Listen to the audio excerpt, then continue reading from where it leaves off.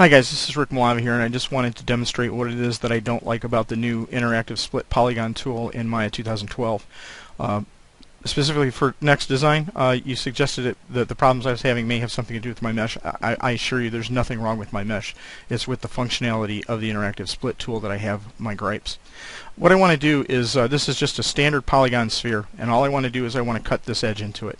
With the old split polygon tool, I can grab the tool, I can slam it to that vertex.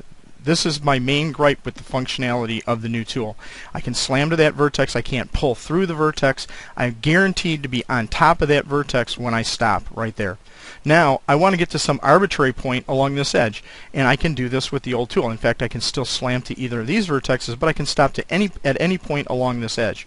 And then I come and I slam it to this vertex right here, and I'm done. So it's just that fast. 1, 2, 3, and I'm done. Now, if you try to do the same thing with the new interactive split tool, I come up here and I grab the new tool.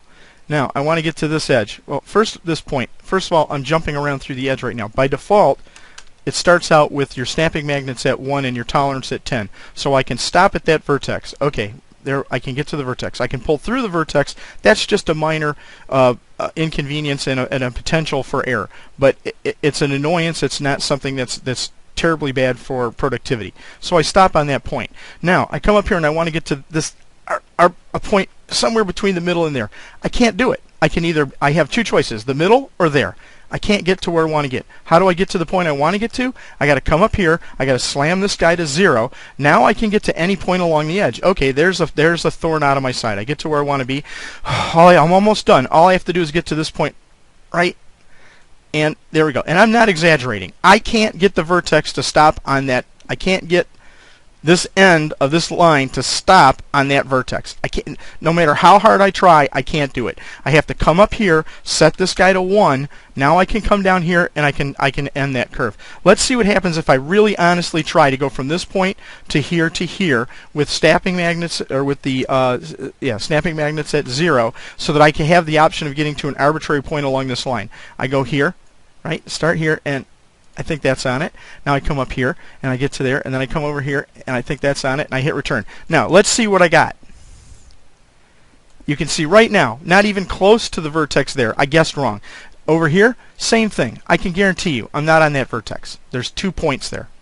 So now, after I make my cut, I have to come around and manually snap the vertexes using the target weld to target the things up and snap them where I want to be. Or else my other option is to sit here and set this guy to 1, hit return, get to the point I want to get to, then come over here, set this guy to 0, hit return, come over here, put it where I want. Come back up here, set this guy to 1, come here and put the point where I want. Now I'm cutting complex shapes into surfaces, and I'm gonna sit here and keep slamming this value between 1 and 0. And you're telling me that's a good design? I'm sorry if your friends are offended by my comments, but I stand by what I said. This tool is very inefficient. You need to fix the end conditions. I need to be able to get and stop on a vertex while still having the ability to go to any arbitrary point along an edge without having to stop my workflow, pop out to the toolbox, and change values.